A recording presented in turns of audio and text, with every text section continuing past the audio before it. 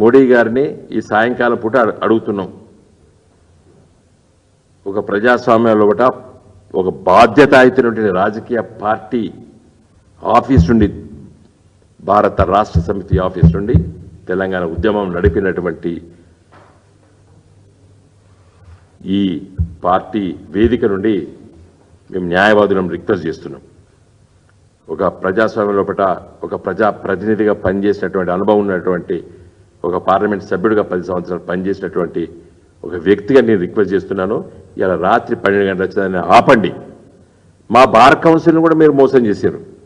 మా bar council letter రాసింది, న్యాయవాదు మిత్రులారా మీరు స్ట్రైక్ పోకండి అని చెప్పి రాసింది మొన్న 26వ తారీఖు నాడు మాకు.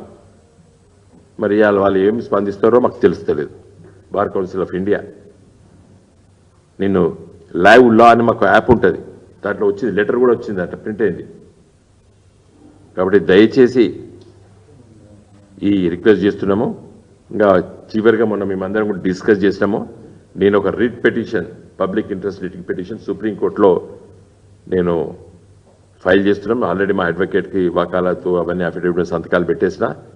రేపు మార్నింగ్ ఫైల్ చేసి, సరే రేపటి చట్టం అయిపోతుంది అది, కాబట్టి దాన్ని ఛాలెంజ్ చేస్తున్నాం. సుప్రీంకోర్టునే ఫైల్ చేస్తున్నాం.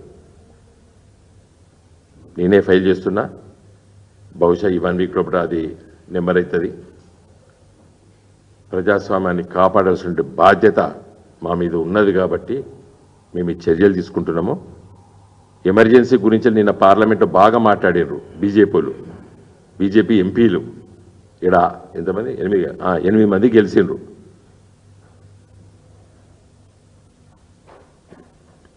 వాళ్ళైనా కొంచెం తెలంగాణ గడ్డ, ఇది